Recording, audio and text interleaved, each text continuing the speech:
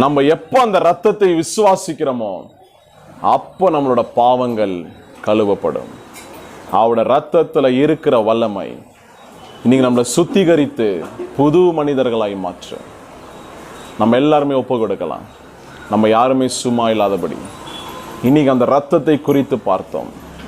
இந்த வேளையில நம்ம யாரையாவது மன்னிக்காம இருக்கலாம். ரத்தம் சிந்ததில் இல்லாமல் பாவ மன்னிப்பு இல்லை.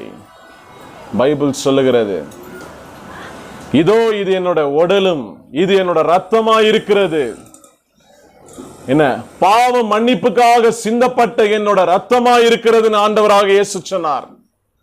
இனி உன்னோட ஈகோவா இல்ல ஆண்டவரோட ரத்தமா? இன்னைக்கு உன்னோட நான் என்கிற ஒரு காரியமா இல்ல இயேசுன்ற ரத்தமா? இயேசுவோட ரத்தமா? இயேசுவா நீயா? இயேசுன்னு வந்துட்டு நான் இறங்கி போயிடு. உன்னை ஆண்டவர் ஆசீர்வதிப்பார்.